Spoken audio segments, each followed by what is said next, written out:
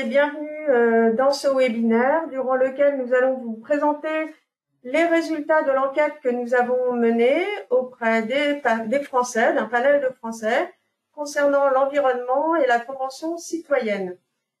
Les résultats vous sont présentés par Mathilde Hervé, directrice des études quantitatives au sein de l'Institut Sphinx. Bonjour à tous. Et par Pierre Boll, docteur en sciences de gestion, professeur à l'Université Paris-Dauphine et ancien président de l'Association française pour le marketing. Bonjour à toutes et à tous. Et donc, Chantal Mogis, qui est directrice d'études qualitatives et conseils au sein de l'Institut Sphinx. Donc, on est ensemble pour 30 minutes. Donc, on va, vous pourrez tout au long de la présentation poser des questions. Donc, vous avez pu voir un petit module de questions donc sur GoToWebinar et on pourra répondre tous les trois à vos questions en fin de présentation. Je vous propose de rentrer dans le vif du sujet. Alors, je vais enlever mon masque, ce sera plus simple.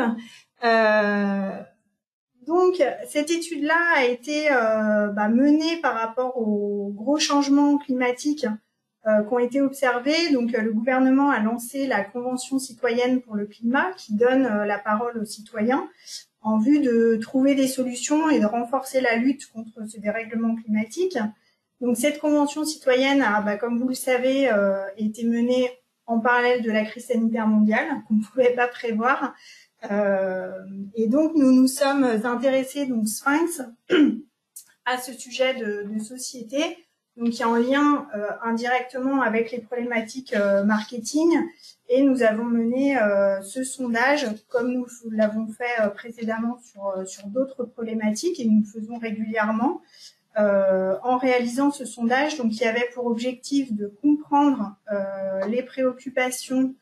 Alors, les préoccupations des Français et leur état d'esprit actuel, d'identifier les comportements de ces Français-là, de voir quel était leur degré de mobilisation par rapport aux pratiques en faveur de l'environnement, et puis bien évidemment de comprendre aussi et d'identifier les acteurs phares qui étaient attendus dans cette lutte-là, et de voir quel pouvait être le rôle ou quel devait être le rôle des marques dans cette problématique-là.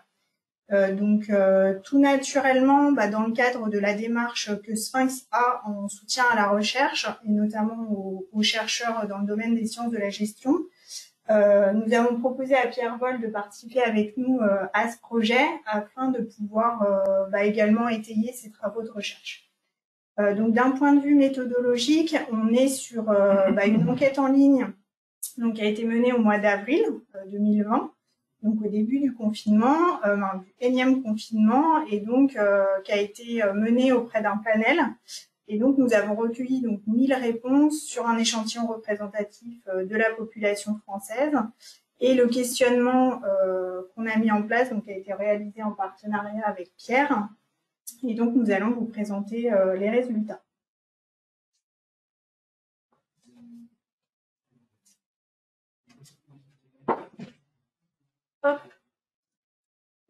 Alors, quel sujet préoccupe actuellement les Français? Quel est leur état d'esprit? Le questionnaire auquel nous avons invité un panel de Français à répondre s'ouvrait sur le mur d'images que vous voyez à l'écran, et on leur a demandé de cliquer sur les 3 images qui illustrent le mieux leurs préoccupations actuelles. On leur a ensuite demandé d'expliquer leur choix dans une question ouverte, donc qui se situait juste après ce mur d'images. On a analysé les résultats en croisant 2 techniques d'analyse qualitative.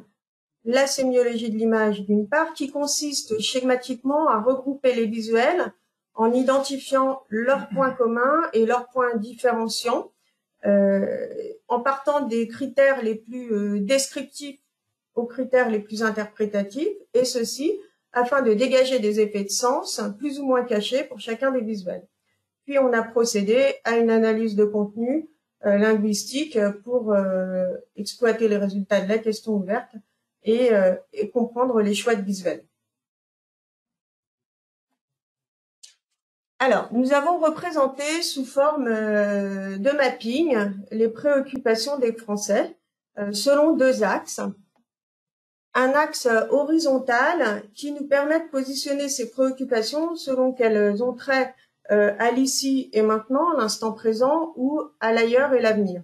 Et puis un axe vertical qui nous permet de les positionner selon qu'elles touchent à la sphère individuelle privée ou à la sphère collective et à la projection de soi dans le monde. Donc voyons quelles sont les préoccupations des Français et comment elles se positionnent selon ces dimensions. On a d'abord, pour les Français, des préoccupations économiques très fortes. Alors certes, ce groupe de 5 images, il arrive au second rang des préoccupations au global, mais le visuel cochon rose, tirelire, épargne a capté 13% des premiers votes. Qu'est-ce qu'il faut comprendre? Ce qu'il faut comprendre, c'est que l'épargne des Français, dont on a beaucoup parlé ces derniers mois, ressort bien là comme une préoccupation majeure. Dans ce thème économie aussi, on a la crise et l'emploi, la crise avec la précarité, la question du pouvoir d'achat, et on a pu lire des verbatims de type je crains pour mon pouvoir d'achat, et puis la question donc du chômage avec des personnes qui évoquaient la dégradation du marché de l'emploi. En face de ces préoccupations économiques, on trouve des préoccupations plus immédiates qui sont la maladie, la pandémie, avec le visuel de la salle de réanimation et de la campagne vaccinale avec la femme qui reçoit une injection. Donc une préoccupation très forte aussi avec cette campagne vaccinale qui a capté 10% des premiers votes. Et ce qu'il faut savoir, c'est qu'en fait, ce thème maladie-pandémie, il cohabite dans l'esprit des Français avec le thème économie, puisque les individus qui ont sélectionné un visuel de ce groupe-là ont le plus souvent sélectionné aussi un visuel du groupe économie. À ce thème maladie-pandémie, et donc santé, on peut rattacher le thème du bien-être.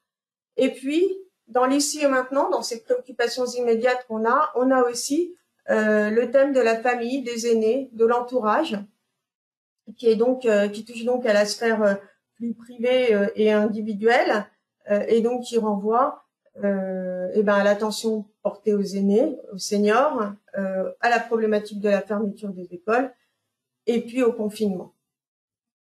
Et l'écologie, l'environnement, qui est là décliné sous deux angles, un angle plutôt pessimiste avec la pollution industrielle, avec la pollution routière et les déchets. Et les déchets, on voit bien là que c'est cette vision-là qui l'emporte, cette vision pessimiste, puisque c'est le visuel qui a capté le plus de premiers votes.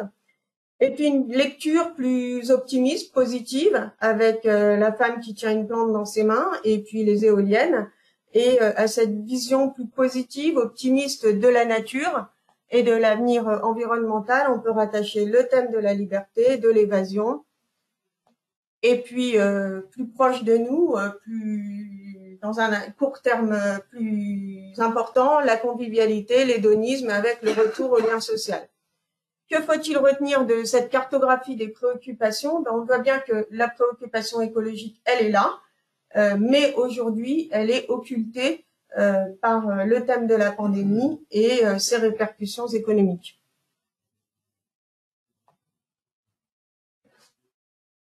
Donc, dans la continuité de ce que Chantal vient de présenter par rapport aux préoccupations des Français, on a effectivement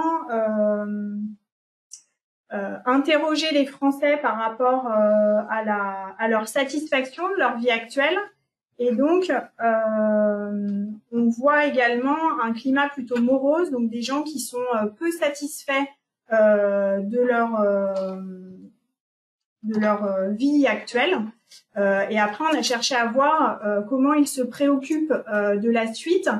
Et là-dessus, on voit également qu'ils sont plutôt moroses aussi sur l'avenir. Donc, on s'est intéressé également à voir par rapport à leur vie actuelle et la manière dont ils voyaient l'avenir, quels étaient nos optimistes, nos pessimistes, pour voir ceux qui, par rapport à la vie actuelle, se projettent positivement ou négativement sur l'avenir. Donc, on voit qu'on a effectivement 44% de pessimistes. Donc, en fait, ces pessimistes, c'est des gens qui aujourd'hui sont plutôt satisfaits de leur vie actuelle, mais qui se projettent dans l'avenir plutôt négativement. Donc en fait, on est plutôt sur des personnes qui sont retraitées, des personnes qui sont préoccupées par l'écologie. Et donc ces personnes-là, effectivement, se questionnent probablement sur la suite et l'avenir qui est moins positif. Après, on a donc 20% d'optimistes. Donc cela, en fait, ce qui est intéressant de voir, c'est qu'on est plutôt sur des jeunes, des personnes aux revenus plus modestes, donc qui aujourd'hui ont une vie plus compliquée, notamment au travers de la pandémie, parce qu'on l'a vu au travers de ce que Chantal nous disait, on est vraiment sur une pandémie qui monopolise aussi les préoccupations des Français. Mais par contre, ces personnes-là qui aujourd'hui ont une vie actuelle qu'ils jugent plutôt compliquée, voient l'avenir plutôt de manière positive. Donc globalement, un climat morose, mais qui peut varier en fonction des préoccupations des personnes.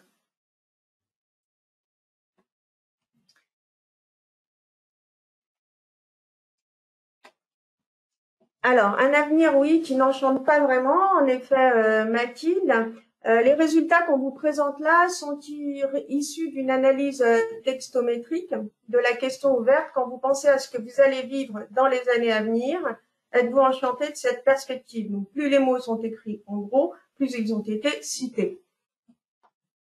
Donc, vous voyez qu'on a un premier groupe de mots, Covid, crise sanitaire, pandémie, qui traduisent un effet de contexte très fort de la pandémie sur la vision de l'avenir.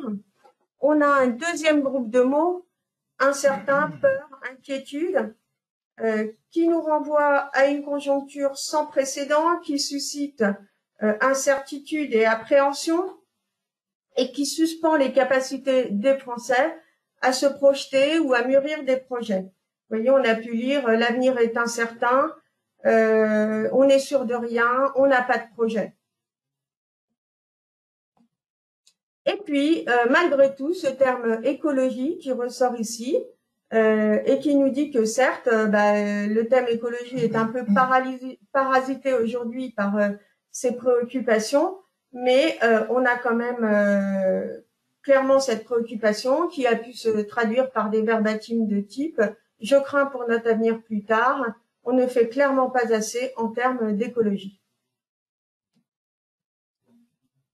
Alors, au-delà de ces mots-clés, quand on explore plus en profondeur ces paroles de français, on relève l'expression d'un certain abattement et d'une parole anxieuse qui se traduisent par des discours et des postures défaitistes. On va droit dans le mur d'ici 20 à 30 ans, la guerre, le réchauffement climatique, l'immigration climatique, la pollution. On a une cristallisation des angoisses vis-à-vis des conditions de vie futures avec l'énumération de difficultés à venir comme le système de retraite, la santé publique, le chômage, le marché de l'emploi, la relance économique. On a pu lire, par exemple, dans les questions ouvertes, l'avenir inquiète, le chômage, la crise sanitaire, les retraites, des inquiétudes face à l'avenir, la politique, la situation économique, les problèmes de santé, l'avenir de mes petits-enfants. Défaitisme, angoisse font le terreau d'une défiance généralisée envers les instances gouvernementales, les institutions, les paroles expertes, notamment médicales, et puis les médias. Je suis très pessimiste sur l'avenir et n'ai aucune confiance dans les politiques, les associations et les médias. Des dégradations de règles de vie commune et le laxisme de l'État qui laisse tout faire. Et puis, ceci fait aussi le terreau de la diffusion d'idéologies populistes, voire conspirationnistes. On a pu lire des phrases telles que « on est en train de se faire envahir par une immigration de profiteurs » ou alors « je ne suis pas du tout les thèses du complot, mais tout de même, ce virus sorti de nulle part, depuis le début, je ne le sens pas cette histoire, et quand je sens pas quelque chose, c'est rare que je me trompe, j'ai le sentiment que tout était prévu. »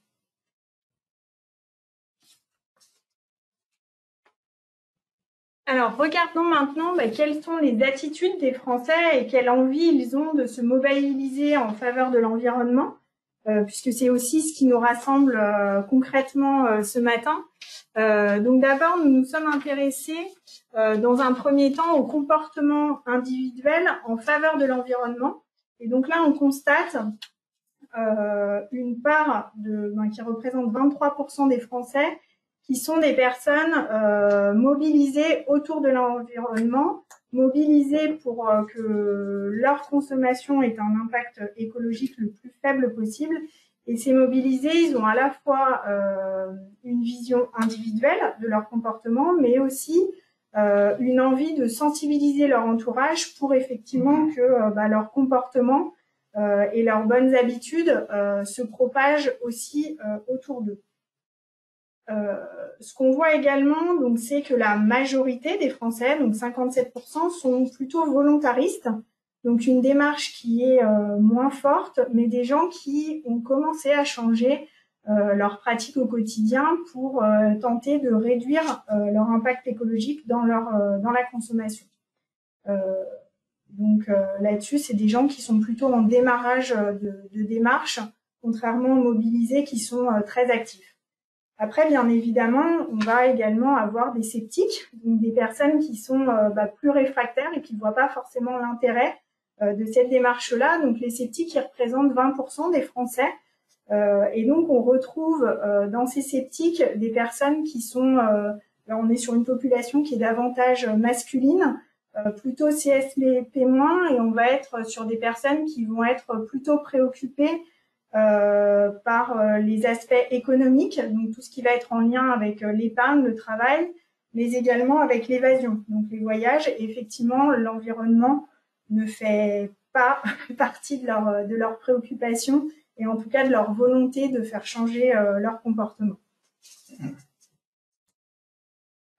Donc en lien avec ça, on a cherché également à voir par rapport à la priorité à donner à l'environnement par rapport à la croissance économique, de voir comment se positionnaient les gens. Donc en fait, ce qu'on remarque, c'est qu'on a 64% des Français qui jugent qu'il faut donner la priorité à la protection de l'environnement, même si ça ralentit la croissance économique et que ça peut engendrer des pertes d'emploi. Donc c'est vrai que ce résultat est assez fort, puisque c'est un modèle qui, en tout cas, ça remet en question notre modèle actuel.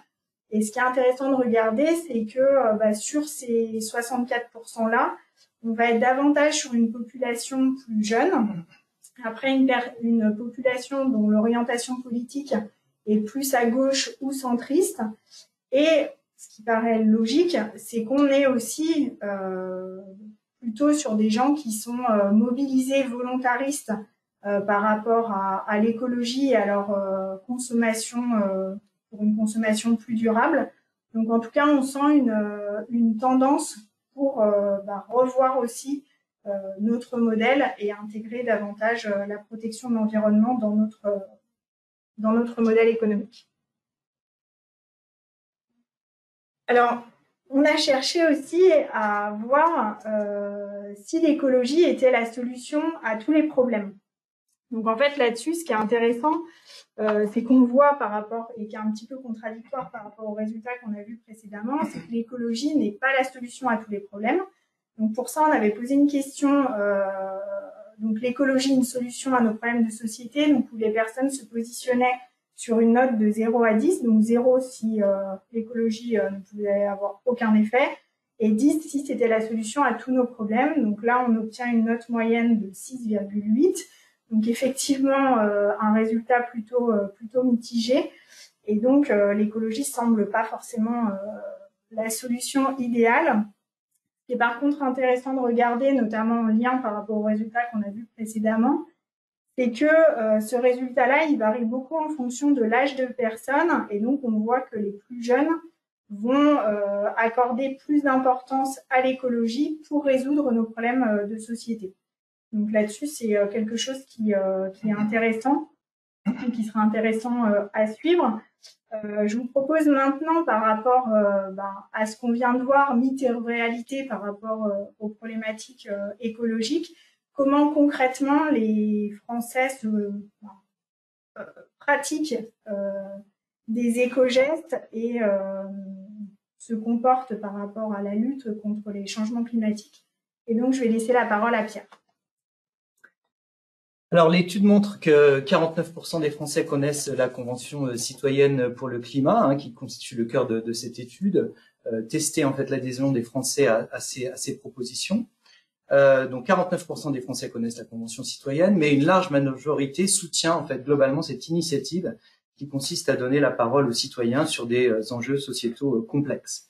Si on rentre dans le détail donc de ces propositions et du degré d'adhésion des répondants à ces propositions, on constate donc, on fait émerger 4 groupes assez contrastés en fait. 20% des Français qui soutiennent l'ensemble des propositions qui ont été testées, une quinzaine, et 17% à l'opposé des Français qui ne soutiennent aucune proposition. Et puis entre ces deux extrêmes, donc se dégagent 2 autres groupes d'individus, hein, donc 38% qui se concentrent plutôt sur les pratiques qui visent à limiter la pollution routière, et puis 25% qui se concentrent sur les pratiques qui visent à réduire les déchets et à réaliser des économies d'énergie. On va donc rentrer un peu plus dans le détail des propositions qui ont été donc testées. Et là, on constate qu'effectivement, 3 types de propositions émergent. Des propositions prioritaires, hein, comme la suppression des plastiques à usage unique. Des propositions controversées, hein, comme par exemple la modulation des tarifs d'assurance, des primes automobiles en fonction de l'émission de CO2. Et puis, tout en bas, donc des pratiques qui sont clairement, des propositions de la Convention citoyenne pour le climat qui sont clairement rejetées, notamment donc la limitation des vitesses sur autoroute à 110 km/h. Donc voilà, une adhésion finalement assez contrastée à ces propositions. Et en revanche, quelque chose d'assez intéressant, c'est la cohérence entre l'adhésion ou le manque d'adhésion vis-à-vis de ces propositions et les pratiques quotidiennes. On voit aussi que là, voilà, 3 groupes de pratiques se dégagent, des pratiques intégrées en fait au quotidien, notamment au niveau du tri des déchets, la réutilisation, le compostage, etc. Des pratiques qui effectivement sont controversées, par exemple le fait de renoncer à des voyages en avion pour les loisirs, et des pratiques qui sont clairement rejetées, comme le fait de payer donc un supplément, de payer plus cher des produits qui sont respectueux de l'environnement. En conclusion, donc sur cette présentation, on va donc se tourner vers les acteurs qui sont donc attendus par les Français pour faire avancer les choses. Merci Pierre. Effectivement, ce qui va nous intéresser, donc la question qu'on a posée, c'est de savoir quels sont les 3 principaux acteurs qui sont pressentis pour agir concrètement en faveur du développement durable. Donc pour ça, on avait posé cette question et donc les personnes priorisaient les acteurs dans la liste qui était proposée. Et là, ce qui est intéressant de voir, c'est qu'en fait, l'État apparaît vraiment comme le principal acteur, donc plutôt comme le déclencheur du mouvement. Et après, il est suivi dans un second plan par les entreprises, les marques et les individus. Donc en fait, ce résultat est intéressant parce qu'on voit que quand on compare par rapport à d'autres études qui ont été faites, et notamment une étude de l'ADEME qui a été menée il y a quelques années, on se rend compte que l'État semble avoir pris le pas par rapport aux entreprises, aux marques et aux individus. Donc après, ce résultat est probablement à nuancer par rapport au contexte sanitaire et à ce qu'on a vécu depuis un an, où effectivement, au regard de la crise de la Covid, l'État a eu un rôle très directif par rapport aux vies des Français. Et c'est sûrement pour ça qu'aujourd'hui, l'État arrive autant en tête. En tout cas, ce qu'il y a à noter, c'est que les entreprises et les individus, donc les marques, ont un rôle à jouer. Et donc, là-dessus, ce sera effectivement une direction à ne pas oublier par la suite. Donc, par rapport à ça, on s'était intéressé pour voir aujourd'hui quelle était l'implication des entreprises sur ces démarches de développement durable et RSE. Donc, voir la perception qu'en avaient les collaborateurs donc sur leur entreprise et voir également comment le collaborateur se comportait par rapport à ces démarches-là au sein de son entreprise et voir si les démarches qu'il avait à titre personnel étaient réappliquées ou non en entreprise. Donc là, ce qu'on voit dans un premier temps, c'est qu'au niveau des entreprises, la perception qu'en ont en tout cas les actifs, c'est que leur entreprise a une démarche plutôt timide sur le sujet. que ce soit sur le plan environnemental ou développement durable. Donc là, on a à peu près 41%, sur que ce soit environnemental ou développement durable, qui savaient pas trop se positionner sur le fait que l'entreprise avait une démarche active. Donc c'est déjà un résultat en soi. Et après, les résultats sont assez controversés entre les entreprises qui sont actives ou pas. Mais en tout cas, aujourd'hui, le constat, c'est qu'on est sur des entreprises qui sont pas très dynamiques, en tout cas, qui sont pas perçues comme les collaborateurs comme très dynamiques. Et après, quand on regarde comment le collaborateur se situe en entreprise, on est également sur des collaborateurs qui sont pas très moteur dans cette démarche-là, que ce soit pour promouvoir une société plus durable, pour que l'entreprise devienne plus responsable sur le plan social et également sur le plan environnemental. Donc on sent vraiment un lien entre le comportement pas très actif des entreprises et celui du collaborateur. Ce qui est à noter quand même, c'est que sur les collaborateurs, les personnes qui sont plus mobilisées, qu'on a étudiées tout à l'heure, vont être plus moteurs aussi en entreprise. Donc, ce qu'elles pratiquent au niveau individuel, mais on l'a vu, ce qu'elles pratiquent aussi par rapport au fait d'essayer de sensibiliser l'entourage. L'entreprise fait partie de leur entourage et donc elles vont avoir un rôle un petit peu plus moteur. Ce qui est à noter, c'est que plus on va être sur une entreprise qui est dynamique sur ces réflexions-là, et plus les individus vont avoir tendance à les suivre, mais en tout cas, c'est moins l'inverse. Donc, c'est pas l'individu qui va pousser l'entreprise à avoir une démarche dynamique, mais bien l'entreprise qui va lancer la démarche. Et aujourd'hui, si on regarde, on a effectivement 20% des actifs qui jugent être dynamiques et que leur entreprise l'est aussi. Donc, on a effectivement encore un chemin à parcourir pour progresser sur ces aspects-là. Je vous propose de laisser le mot de la fin à Pierre pour nous apporter son regard d'expert par rapport à ces résultats. Alors, cette étude réalisée donc par le Sphinx en partenariat avec l'Université Paris-Dauphine, pour moi, est riche d'enseignements pour les entreprises et j'en retire essentiellement 5 conclusions qui me semblent pertinentes pour les marques. 2 conclusions en termes de posture et 3 conclusions en termes d'action concrète. Alors, en termes de posture, pour moi, cette étude montre que les marques ont un rôle à jouer pour sensibiliser les consommateurs. L'État ne peut ni ne doit tout faire. Et finalement, cette étude donne un mandat aux entreprises pour agir. Alors, on sait que la société française est assez prompt à se retourner vers l'État. D'ailleurs, c'est le premier acteur. Mais si on veut éviter essentiellement une approche par la régulation, l'obligation, clairement, les entreprises, les marques ont un rôle à jouer. C'est un blanc-seing qui est donné par les répondants pour relayer, amplifier, voire même initier des initiatives en termes de consommation responsable durable. Alors, deuxièmement, en termes de posture, on voit que ces marques jouent dans un espace de contrainte assez étroit, puisque le consentement à payer est très faible pour des produits qui respectent l'environnement. Et puis, la volonté des répondants de ne pas faire d'efforts supplémentaires ou de subir des contraintes est vraiment très élevée. Donc, les entreprises jouent dans un espace relativement étroit et en respectant des limites imposées par les consommateurs. Pour autant, on voit qu'au moins 3 pistes se dégagent en termes d'action concrète. Donc, la première piste, c'est de faire de la consommation responsable ou durable un levier d'optimisme, une occasion de se réjouir, un marqueur de fierté. Certes, l'écologie est très associée à une forme de pessimisme vis-à-vis du futur, on l'a vu tout à l'heure. Pour autant, au moins une vingtaine de pourcents de répondants associent cet acte de consommation durable à une forme d'optimisme et très clairement, si la peur vend, on peut aussi penser que l'enthousiasme peut être un facteur d'engagement important.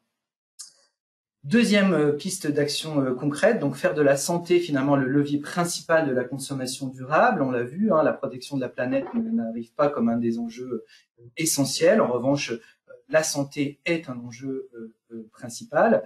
Alors, certaines marques, naturellement, sont associées à ces enjeux santé, mais on peut imaginer des façons de travailler ce territoire de marques de façon indirecte pour un grand nombre d'entreprises. Et puis, finalement, on voit que le pourcentage de répondants mobilisés donc en l'occurrence 23% dans cette étude, et est en forte hausse en fait par rapport à des études comparables, notamment celle de l'ADEME qui a été publiée il y a 2 ans. Et on voit notamment que les consommateurs sont prêts à faire de la consommation responsable un sujet de conversation. Alors, à la fois dans les réseaux sociaux, sans doute, mais tout simplement un sujet de conversation en termes de relations au public, en vérité. Hein. Donc, une stratégie, on va dire, corporate, relayée sur les réseaux sociaux. Voilà, donc au moins 3 pistes d'action assez concrètes qui sont issues de cette étude. Et évidemment, il appartient à chacune des marques de s'emparer de ces résultats. Merci Pierre. On vous remercie pour votre attention. Donc, comme je vous l'avais dit en préambule, on vous laisse poser des questions si vous le souhaitez dans le module de questions et donc on va y répondre. Et Chantal, je te laisse peut-être nous préciser les premières questions qui ont été posées. Alors oui, on a une première question qui est où en sont aujourd'hui les entreprises par rapport à cet enjeu environnemental et écologique. C'est à vous la réponse, Pierre. Oui, alors depuis 10-15 ans, la RSE est vraiment à l'agenda stratégique de beaucoup d'entreprises, mais on constate encore un découplage en fait entre cette approche corporate qui on va pas dire de discours, mais enfin bref, on cherche encore des preuves très concrètes et beaucoup d'entreprises reconnaissent que les fonctions marketing et commerciales constituent parfois un obstacle, en tous les cas, sont pas toujours moteurs sur ces sujets, notamment parce que voilà, les modes d'incitation et de rémunération sont liés à la performance commerciale. Hein, donc, comment on articule les enjeux de RSE avec l'exigence de performance marketing commerciale, ça reste quand même un gros sujet. Mais il faut essayer de voir aussi le verre à moitié plein. Hein. Il y a beaucoup d'entreprises qui font des efforts et on voit qu'on rentre dans une deuxième phase au moins de ces projets RSE qui descendent beaucoup plus au niveau en fait de la proposition de valeur, des offres et donc qui ont un impact sur voilà les déchets, la pollution, enfin les enjeux finalement de protection de l'environnement.